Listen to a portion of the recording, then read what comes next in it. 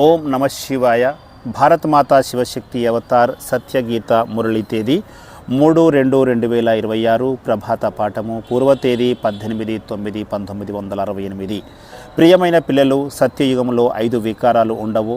ఇప్పుడు తండ్రి మనందరినీ స్వర్గంలోకి తీసుకువెళ్తున్నారు. ఇక్కడే వ్యర్థాన్ని వదిలిపెట్టాలి, లేనట్లయితే శిక్షలు అనుభవించవలసి ఉంటుంది. వ్యర్థాన్ని ఎవరు కూడా తమ వెంట స్వర్గంలోకి తీసుకువెళ్ళలేరు. యోగ బలం ద్వారా వ్యర్థాన్ని సమాప్తం చేసుకోవాలి. ఒకవేళ అలా కాకపోతే శిక్షలు అనుభవించవలసి ఉంటుంది. ఇదంతా కూడా పిల్లలు ఇప్పుడు తెలుసుకుంటున్నారు. స్మృతి యాత్రను పెంచుకుంటూ ఉండాలి. పురుషోత్తమ సంగమ యుగము మరికొంతకాలం మాత్రమే మిగిలి ఉన్నది. 40 సంవత్సరాల కాలంలో మరో 8 సంవత్సరాలు మాత్రమే మిగిలి ఉన్నది. ఇప్పుడు దీని కాల పరిమితి తగ్గిపోతూ ఉంది. లక్ష్యానికి మనము చాలా సుదూరంలో ఉన్నాము. తమో ప్రధానం నుంచి సతో ప్రధానంగా అవ్వాలి. ఇప్పటికే 32 సంవత్సరాలు గడిచిపోయాయి. పురుషోత్తమ సంగమ యుగము అన్నిటికంటే వజ్రతుల్యమైనది. ఇది చాలా విలువైనది. ఇక్కడ ఎలాంటి పొరపాట్లు చేయకూడదు. సమయము కొద్దిగానే ఉంది. ఇప్పుడు ఇంటికి వెళ్ళాలి. సతో ప్రధానంగా అయ్యి మనం ఇంటికి వెళ్ళవలసి ఉంది. ఎలాంటి శిక్షలు పడకుండా జాగ్రత్త వహించాలి. గౌరవంగా పాస్ అవ్వాలి. తండ్రి మనకు ఎక్కువ కష్టాన్ని కలిగించడం లేదు.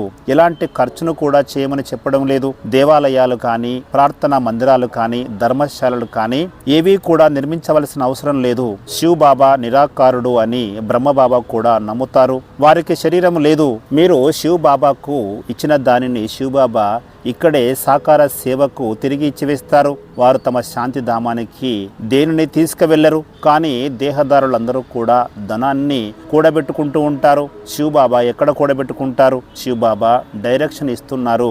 మీరు సర్వీస్లో ఈ ధనాన్ని వినియోగించండి. పెద్ద పెద్ద మ్యూజియంలను నిర్మించండి. అలాంటి మ్యూజియాలు శివ్ బాబా పేరు మీదనే ఏర్పాటు చేస్తారు. ఎవరు కూడా ధనాన్ని నేరుగా శివ్ బాబా చేతిలో ఇవ్వరు. మనుషులు కూడా ఈశ్వరుని పేరు మీద ధర్మశాల ఆసుపత్రులు నిర్మిస్తారు. కానీ వాస్తవంగా ఎవరు కూడా ఈశ్వరుని చేతిలో ధనాన్ని ఇవ్వరు. కేవలం వారి పేరు చెప్పి ఖర్చు చేస్తారు. ఈశ్వరుని యొక్క పేరు మీద దాన పుణ్యాలు చేసినట్లయితే అల్పకాలము కొరకు క్షణభంగురమైన సుఖము లభిస్తూ ఉంటుంది. ఎందుకంటే ఈ ప్రపంచంలో అల్పకాలికమైన క్షణభంగురమైన సుఖం మాత్రమే ఉంటుంది. అలాంటప్పుడు సుఖము కూడా అల్పకాలము కొరకే లభిస్తుంది. శివ్ బాబా ఇక్కడ స్వయంగా సమక్షంలో ఉన్నారు. శివ్ బాబా తమ యొక్క పరిచయాన్ని తెలియచేశారు. వారి గురించి మనుషులు ఎవరికి కూడా తెలియదు. ఇదంతా కూడా కొత్త విషయాలు. ఇప్పుడు మీ యొక్క స్మృతి యాత్రను పెంచుకుంటూ ఉండాలి. కిందటి కల్పం వలె తండ్రి మీకు తెలియచేశారు. ఇది పురుషోత్తమ సంగమయుగము. శాస్త్రాలలో దీని గురించి చెప్పలేదు. పురుషోత్తమ సంగమయుగము చాలా చిన్న యుగము. ఇక్కడే పురుషోత్తములుగా తయారవుతారు. దీని గురించి ఎక్కడ కూడా ప్రస్తావించలేదు. మిగతా ధర్మ స్థాపకులందరూ కూడా శరీరధారులు. కానీ ఈ ధర్మాన్ని స్థాపన చేసేవారు అశరీరులు. కానీ శివ్ బాబా పేరుకు బదులుగా శ్రీకృష్ణుని యొక్క పేరును చేర్చడం జరిగింది. ఈ పాత ప్రపంచంలో శ్రీకృష్ణుడు ఎక్కడి నుంచి వస్తారు? కొత్త ప్రపంచాన్ని ఏ విధంగా స్థాపన చేస్తారు? శ్రీకృష్ణుడు కొత్త ప్రపంచం యొక్క రాకుమారుడు. అలాంటప్పుడు కొత్త ప్రపంచాన్ని ఎవరు స్థాపన చేయాలి? దీని గురించి తండ్రి తెలియచేస్తున్నారు. నేనే స్థాపన చేస్తాను అని చెప్తున్నారు. ఈ బ్రహ్మ బాబాది శ్రీకృష్ణుని యొక్క అంతిమ 84వ జన్మ. వారు మంచి కర్మలు చేసి లక్ష్మీ నారాయణులుగా అవుతున్నారు. తండ్రి మీకు మంచి పనుల గురించి నేర్పిస్తున్నారు. ఇది వికారి ప్రపంచము. కొత్త ప్రపంచము నిర్వికారి ప్రపంచము.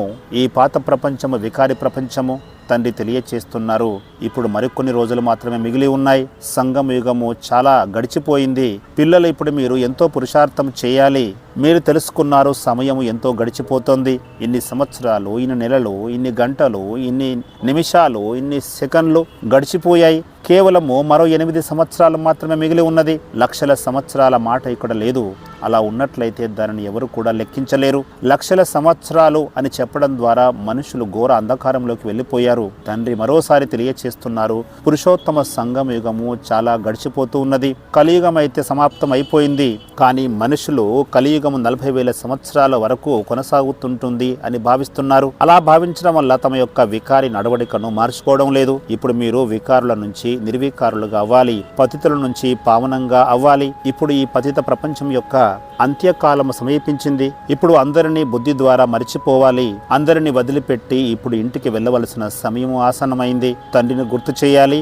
అదే విధంగా పవిత్రంగా అవ్వాలి. సమయం చాలా తక్కువగా ఉంది. అందువల్ల ఎవరు కూడా పొరపాట్లు చేయకూడదు. పొరపాట్లు చేసేవారు ఈశ్వరీయ సేవను చేయలేరు. ఎవరైతే స్వయంగా మంచిగా మారితేనే ఇతరులను మంచిగా తయారు చేయగలుగుతారు. ఎవరైతే చెడు ప్రవర్తనతో ఉంటారో వారు ఇతరులను చెడు మార్గంలోకి తీసుకువెళుతారు.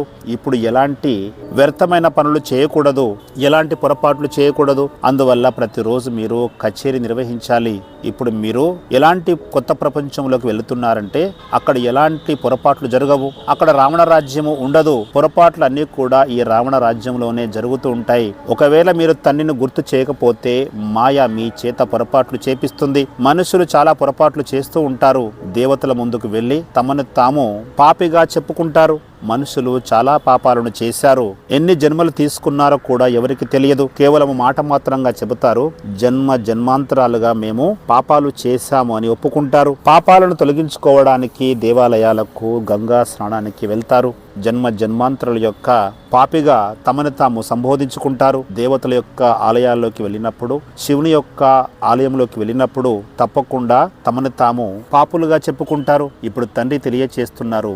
ఇప్పటి వరకు ఎన్ని జన్మలు తీసుకున్నారో తండ్రి ఇప్పుడు తెలియచేస్తున్నారు. కొద్దిమంది 63 జన్మలు తీసుకున్నారు, కొద్దిమంది 60 జన్మలు తీసుకున్నారు, కొద్దిమంది 20 జన్మలు తీసుకున్నారు, కొద్దిమంది 10 జన్మలు మాత్రమే తీసుకున్నారు. తప్పకుండా అందరూ పాపము చేసి ఉంటారు. రావణ రాజ్యంలో పాపము జరుగుతూ ఉంటుంది.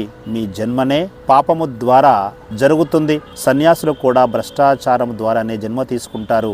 ఎవరు భ్రష్టాచారులు, ఎవరు శ్రేష్టాచారులు అని మీరు ఇప్పుడు తెలుసుకున్నారు. కానీ దీని గురించి ప్రభుత్వానికి తెలియదు. సన్యాసులు పవిత్రులుగా భావించి వారిని శ్రేష్టాచారులుగా పిలుస్తారు. తండ్రి తెలియచేస్తున్నారు. వారు కేవలము ఇంటిని, వ్యవహారాలను మాత్రమే వదిలిపెట్టారు. స్త్రీని విధవగా మార్చి పిల్లలని అనాథలుగా చేసి సన్యాసులుగా మారిపోయారు. సన్యాస ధర్మం అలాంటిది. కానీ సన్యాసులు ఉండకపోతే ఈ ప్రపంచం ఇంకా దిగజారిపోయేది. సన్యాసులు పవిత్రతను మాత్రము ఆచరిస్తూ ఉంటారు. భారతదేశంలోనే పవిత్రత యొక్క పుణ్యఫలము ఉన్నది. భారతదేశం లాంటి పవిత్రమైన ఖండము మరేది కూడా ఉండదు. అర్ధకల్పము పవిత్ర ప్రపంచము ఉంటుంది. అందులో సత్యయుగంలో పూర్తి పవిత్రత ఉంటుంది. త్రేతాయుగంలో 2 కళలు తగ్గిపోతాయి. సత్యయుగాన్ని పూల తోటగా పిలుస్తారు. సత్యయుగం నుండి త్రేతాయుగము, ఆ తర్వాత ద్వాపరయుగము, ఆ తర్వాత కలియుగంలోకి మీరు వచ్చేశారు. ఎన్నో సంవత్సరాలు, ఎన్నో నెలలు, ఎన్నో నిమిషాలు ఇప్పటికే గడిచిపోయాయి. పిల్లలు మీరు లెక్క వేసి చెప్పవచ్చు. ఇప్పుడు మిగిలింది సంగమయుగం మాత్రమే. సంగమయుగం యొక్క 40 సంవత్సరాల్లో అగ్రభాగము గడిచిపోయింది. అది కూడా పూర్తి కానుంది. పిల్లలు మీరు రాత్రి పగలు పురుషార్థం చేయాలి. అయినప్పటికీ మీకు పదవి నెంబర్ వారీగా లభిస్తుంది. మీరు ఈ సంగమయుగంలో బ్రాహ్మణులుగా ఉన్నారు. మీలో కూడా నెంబర్ వారీగా ఉన్నారు. కొద్దిమంది సేవను బాగా చేయలేరు, కొద్దిమంది సేవను బాగా చేస్తారు. తనువు, మనస్సు, ధనము ద్వారా సేవను చేయాలి. ఆత్మ తన మనస్సును, తన ధనాన్ని కూడా ఈ సేవలో వెచ్చించాలి. మ్యూజియం ఏర్పాటు చేయవలసిందిగా బాబాని అడుగుతారు. ఇక్కడ నేను ఎలాంటి ఇంటిని నిర్మించవలసిన అవసరం లేదు. నేనైతే ఇక్కడి నుంచి వెళ్ళిపోతాను.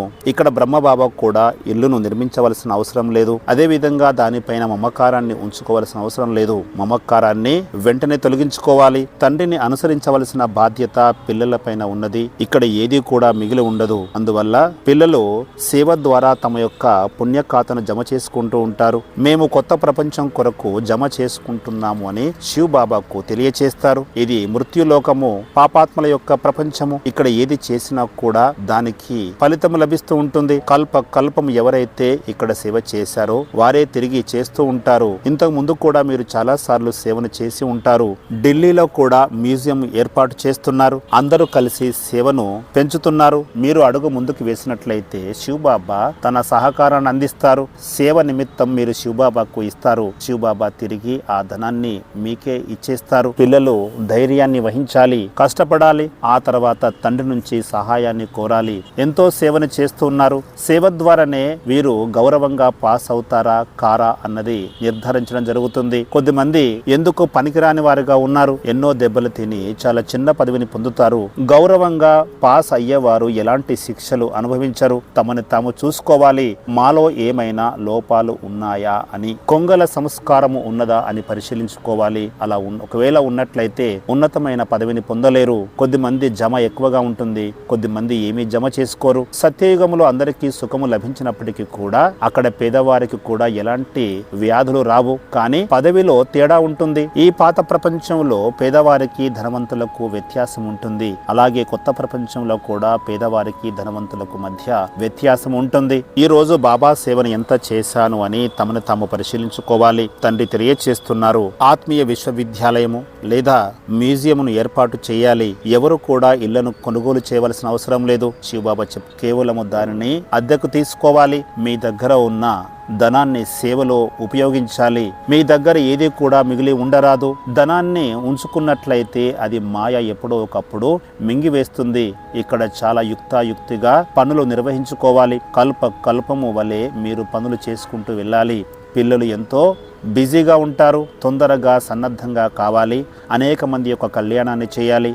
రోజు రోజుకు బాబా కొత్త పాయింట్స్ని సహజంగా తెలియచేస్తారు. ఇప్పుడు మీరు లక్ష్మీ నారాయణులుగా అవ్వాలి. మిమ్మల్ని ఆ విధంగా తయారు చేయడానికి పరంపిత పరమాత్మ వచ్చారు.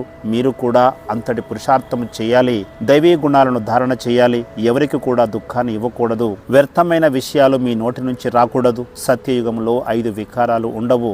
ఇప్పుడు తండ్రి మిమ్మల్ని స్వర్గంలోకి తీసుకువెళుతున్నారు. వ్యర్థాన్నంతా కూడా ఇక్కడే వదిలిపెట్టాలి. అలా కానట్లయితే శిక్షలు అనుభవించవలసి ఉంటుంది. స్వర్గంలోకి ఎవరు కూడా వ్యర్థాలను తీసుకొని వెళ్ళలేరు. యోగ బలం ద్వారా మీలోని వ్యర్థాలను తొలగించుకోవాలి. అలా కాకపోతే శిక్షలు అనుభవించవలసి ఉంటుంది. తండ్రి పిల్లలకు తెలియచేస్తూ ఉంటారు. డ్రామానుసారంగా కల్పము కిందటి వలె మీ నడవడిక కొనసాగుతూ ఉంటుంది. ఎవరికి కూడా దుఃఖాన్ని ఇవ్వరాదు. ఇందులో ముఖ్యమైనది కనులు. తీజుడి యొక్క కథ కూడా ఉన్నది కదా. వాస్తవంగా జ్ఞానం అనేది 3వ నేత్రము. అలాంటి కథలు అవన్నీ కూడా అసత్యమైనవి. వాటి గురించి ఎవరికీ తెలియదు. ఇప్పుడు సత్యమైన తండ్రి మీకు సత్యమైనవి కొత్త కొత్త విషయాలు తెలియచేస్తున్నారు. కొత్త ప్రపంచం గురించి మీరే తెలియచేస్తారు. కొత్త ప్రపంచం అనే మాట మీరే వింటున్నారు. మీరే ఇతరులకు తెలియచేస్తారు. కొత్త ప్రపంచం గురించి మనుషులకు తెలియదు. వారంతా కూడా భక్తి అనే అజ్ఞానపు నిద్రలో ఉన్నారు. మీరు ధైర్యంగా యుక్తిగా నడుచుకోవాలి. ఎవరు కూడా దీనిని అర్థం చేసుకోలేరు. మీరు గుప్తంగా మీ యొక్క రాజధానిని స్థాపన చేస్తున్నారు. ముఖ్యమైనది పవిత్రత. పిల్లలు కూడా ఏమంటారంటే మమ్మల్ని పవిత్రంగా చేయమని అడుగుతారు. కానీ తండ్రి స్వయంగా పావనంగా చేయడానికి వచ్చినప్పటికీ కూడా పిల్లలు పవిత్రంగా కావడం లేదు. మీలాంటి పిల్లలు ఏమని భావిస్తారు? అవును, మేము తండ్రిని పిలిచామని ఒప్పుకుంటారు. ఇప్పుడు తండ్రి తెలియచేస్తున్నారు, మీరు పావనంగా అవ్వాలి. భక్తి మార్గంలోని వారందరూ కూడా ఇంకా కలియుగము 40,000 సంవత్సరాలు మిగిలి ఉంది అని భావిస్తూ ఉంటారు. అందుకే మీరు చెప్పిన మాటను వారు విశ్వసించరు. కల్పము ఇదే విధంగా కొనసాగుతోంది. అనుకోకుండా మృత్యువు దరిచేరుతుంది. ఏదైతే జరగాలో అది కిందట కల్పం వలె జరుగుతూ ఉంటుంది. క్రమక్రమంగా మీరు అన్నీ తెలుసుకుంటారు. తండ్రి తెలియచేస్తున్నారు, ఇప్పుడు భక్తి మార్గము ముగుస్తోంది. జ్ఞానము ద్వారా మీకు సద్గతిని ఇవ్వడానికి వచ్చాను అని తెలియచేస్తున్నారు. అంతేకాని భక్తిని వదిలిపెట్టమని ఎవరికి చెప్పరు. ఇవన్నీ కూడా మీరే తెలుసుకున్నారు. భక్తిని రాత్రిగా, జ్ఞానాన్ని పగలుగా పేర్కొనవచ్చు. ఒకవేళ భక్తిని చేస్తూ ఉన్నట్లయితే రాత్రిలో ఉన్నట్లుగానే చెప్పవలసి ఉంటుంది. ఇటు భక్తి అటు జ్ఞానము రెండు ఒకేసారి ఉండజాలవు. ఎటో ఒక వైపు వెళ్ళాలి. భక్తి జ్ఞానము రెండు ఎవరు కలిసి చేయలేరు. అయితే భక్తి వైపు గాని లేదా జ్ఞానం వైపు గాని ఉండాలి. అప్పుడే మీకు ఆనందము కలుగుతుంది. భక్తి మార్గంలో కర్మకాండలు, దాన పుణ్యాలు, యాత్రలు ఇవన్నీ కూడా ఉంటాయి. తండ్రి తెలియచేస్తున్నారు, ఇలా చేయడం ద్వారా ఎవరు కూడా వారసత్వాన్ని పొందలేరు. నాకు సంతానంగా అవుతేనే మీరు వారసత్వాన్ని పొందగలుగుతారు. భక్తులు భగవంతుడిని సర్వవ్యాపిని అంటారు. భగవంతుడిని తండ్రిగా భావించరు. వికారములోకి వెళ్ళడము, పెళ్లిళ్ళు చేసుకోవడము ఇవన్నీ కలియుగి మర్యాదలుగా కొనసాగుతున్నాయి. మీరా యొక్క ఉదాహరణ మీ ముందు ఉన్నది. మీరా శ్రీకృష్ణుడిని ఆరాధించింది. శ్రీకృష్ణుడు నిర్వికారుడు. అలాంటప్పుడు తాను ఏ విధంగా వికారంలోకి వెళ్ళాలి అని భావించేది. క్షణ క్షణము ధ్యానంలోకి వెళ్ళేది. అక్కడ జ్ఞానం అనేది ఏమీ లేదు. అలాంటి భక్తులు చాలా మంది ఉన్నారు. వారికి సాక్షాత్కారం ద్వారా చాలా సంతోషం లభిస్తుంది. కానీ తండ్రి తెలియచేస్తున్నారు, సాక్షాత్కారం ద్వారా ఎవరు కూడా సద్గతిని పొందలేరు. చదువు ద్వారా మాత్రమే సద్గతిని పొందుతారు. యోగాన్ని చేయాలి. యోగము కూడా అందరూ చేస్తూ ఉంటారు. ఎవరైతే లా చదివేవారు లాను గుర్తు చేస్తారు. అలా చేయడం యోగమే కదా. గురువులు, శిష్యులు ఇదంతా కూడా అసత్యం ముఖ్యమైనదే, వారి ద్వారా ఎవరికి సద్గతి లభించదు. గురువుని సేవించడం ద్వారా సద్గతి లభిస్తుంది అని భక్తులు భావిస్తూ ఉంటారు. కానీ గురువులు సద్గతిని ఇవ్వలేరు. ఇదంతా కూడా తండ్రి మీకు తెలియచేస్తున్నారు. అలాంటి గురువులు నా నుంచి ఎలాంటి వారసత్వాన్ని తీసుకోలేరు అని తెలియచేస్తున్నారు. భక్తిని వదిలిపెట్టి జ్ఞానాన్ని తీసుకోవాలి. మున్ముందు జ్ఞానం వైపు చాలా ఎక్కువ మంది వస్తూ ఉంటారు. వ్రతములు, నోములు, దీని ద్వారా మీ యొక్క పాపాలు తొలగిపోవు.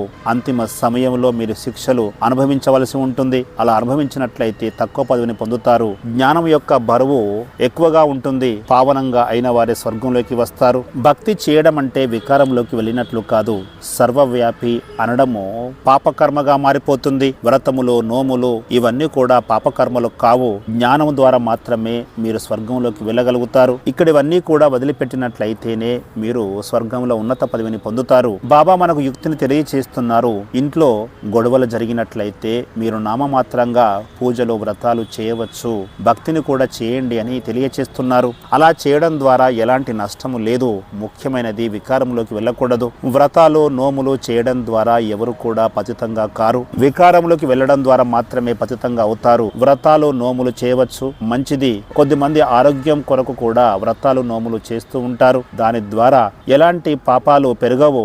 అందుకే రిలీజియన్ ఈజ్ మైట్ అని చెప్తూ ఉంటారు. కామము ద్వారా పాపము జమ అవుతుంది. దాని మీద విజయాన్ని సాధించినట్లయితే మీరు విశ్వ విజేతలుగా అవుతారు. అంటే స్వర్గంలోకి వెళుతారు. ఎంతగా పురుషార్థం చేస్తే అంతటి ఉన్నతమైన పదవిని పొందుతారు. సేవాదారులుగా మారి అందరినీ మీ సమానంగా తయారు చేయాలి. అప్పుడే మీరు మహారాజా, మహారాణిగా అవుతారు. ఇంకా అవకాశం ఉన్నది. దేవాలయంలోకి వెళ్ళడము, గ్రంథాలు చదవడము, జపాలు చేయడము ఇవేవి కూడా చెడు పనులు కావు. అవన్నీ కూడా మంచి పనులే. దాని ద్వారా ఎలాంటి పాపము జమ కాదు. ముఖ్యమైనది వికారము. చాలా మంది పిల్లలు గుప్తంగా ఉన్నారు. వారి గురించి ఎవరికీ తెలియదు. స్వయాన్ని ఆత్మగా భావించి నన్ను గుర్తు చేయమని పరమాత్మ తెలియచేస్తున్నారు. యోగాగ్ని ద్వారా మాత్రమే మీ పాపాలు అంతమైపోతాయి. అప్పుడే మీకు తండ్రి ద్వారా సుఖము, శాంతి యొక్క వారసత్వము లభిస్తుంది. ఇదే మహామంత్రము అని తెలియచేస్తున్నారు. ఎవరితో వాగ్వాదం చేయవలసిన అవసరం లేదు. తండ్రి ఇలా చెప్తున్నారు అని మాత్రమే చెప్పాలి. అందరి ఆత్మల యొక్క తండ్రి నన్ను గుర్తు చేయమని చెప్తున్నారు. అలా గుర్తు చేసినట్లయితే మీరు సతోప్రధానంగా అవుతారు అని పరమాత్మ తెలియచేస్తున్నారు. భక్తి మార్గంలో చాలా ప్రశ్నలు ఉంటాయి. ఇది జ్ఞాన మార్గము. ఇక్కడ శాస్త్రాలు ఏవి కూడా ఉండవు. భగవాన్ వాచ స్వయాన్ని ఆత్మగా భావించి నిరంతరం స్మృతి చేసినట్లయితే పాపాలు తొలగిపోతాయి. ఇలా చెప్పడం ద్వారా ఎవరికి ఎలాంటి నష్టము లేదు. మంచిది. మధురాతి మధురమైన తిరిగి లభించిన ఆత్మీయ పిల్లలకు ఆత్మీయ మాత్పిత బాప్ దాదాల యొక్క ప్రియ స్మృతులు. నమస్తే. వరదానము: స్వదర్శన చక్రధారి భవ. మీరు స్వదర్శన చక్రధారులైనా స్వదర్శన చక్రధారులే భవిష్యత్తులో చక్రధారులుగా అవుతారు. ఇప్పుడు స్వదర్శన చక్రధారులుగా కాకపోతే భవిష్యత్తులో చక్రధారులుగా కాలేరు. స్వదర్శన చక్రము అనేక వ్యర్థ భ్రమణాలను సమాప్తం చేస్తుంది. స్వదర్శన చక్రం ముందు ఏ చక్రము కూడా నిల్వజాలదు. ఏ చక్రమైనా కూడా సెకన కాలంలోనే సమాప్తమైపోతుంది. కాబట్టి సదా స్వదర్శన చక్రంతో అలంకరించుకోవాలి. ఎప్పుడు కూడా అలసిపోకూడదు. స్వదర్శన చక్రాన్ని ధారణ చేయడం అంటే తేలికగా ఉండడము. తేలికగా ఉన్న దానిని ధారణ చేసినట్లయితే ఎవరికి ఎలాంటి కష్టము కలగదు. స్వదర్శన చక్రధారులుగా అవ్వడం అంటేనే తేలికగా అవ్వడము. నిరంతరము ఆ చక్రాన్ని బుద్ధిలో తిప్పుతూ ఉండాలి. ఓం నమః శివాయ.